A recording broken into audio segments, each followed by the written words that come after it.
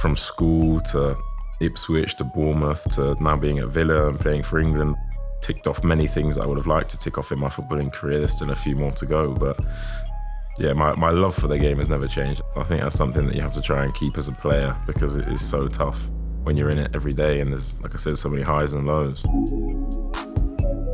If you go right back to like being in the academy at Southampton and then being released, yeah, I had to step away from the professional game and go back to school for a couple of years, which was probably quite a humbling experience.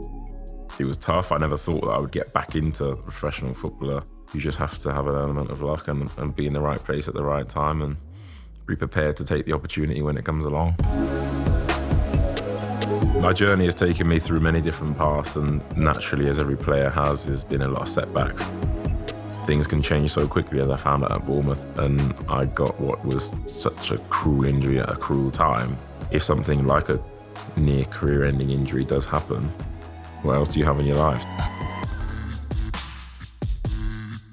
I think having interests away from football is what keeps me mentally stable. KTM is an interior design company. Tyrone and I went to the same secondary school and then kind of reconnected in 2015 when he moved down south. When we first started KTM, we kind of had this idea to make the agency something that was really accessible to everyone in the sense of creating designs. Seemed like a perfect time for us to put our heads together and try and do something. And credit to Katie and credit to the team at KTM of how we've been able to maneuver our way through different problems and just learn on the job. Hello. Oh, hello. How are you? Good, nice to see you. You too. My love for property and KTM probably was born from working in the property industry. I don't even know how I got the job as a mortgage advisor, if I'm honest. I failed maths GCSE like twice, but clearly it wasn't that important. I think we've built such a good reputation for ourselves. Hopefully we'll be able to spread that out throughout the country. Yeah, definitely. The early days it was tough, really tough, because the things that work to our advantage now in terms of being young and dynamic and creative were also working as a hindrance at the start. So we needed people to take chances on us, but we were building a portfolio and it took time. So we naturally had those challenges to overcome. And who would have thought after 5 years, like being in little old Bournemouth, that the company would grow to what it is right now.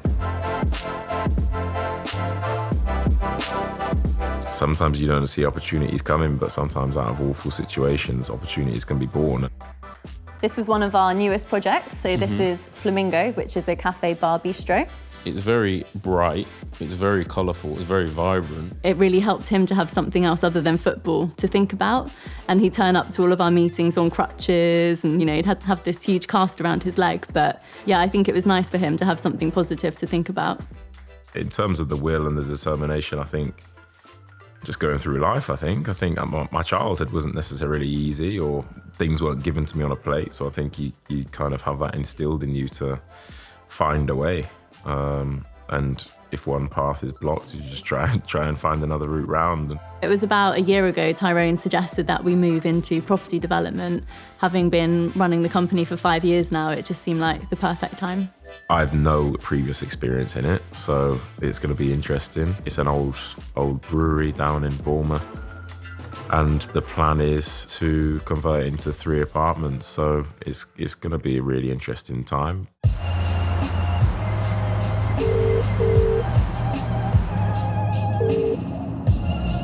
Hi mate.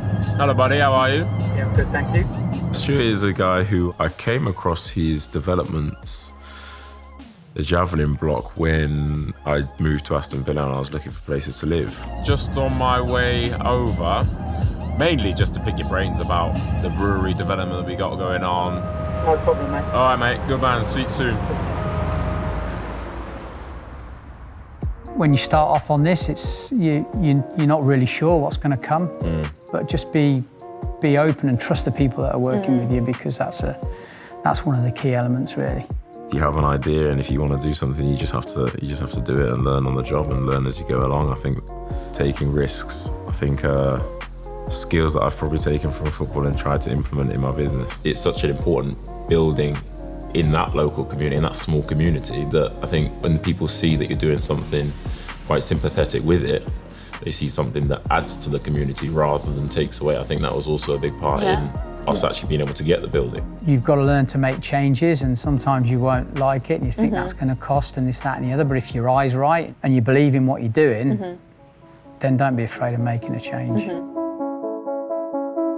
I still have other goals that I want to achieve. I want to continue to play at the highest level. I want to continue playing in the Premier League and I continue to add to my tally of England caps.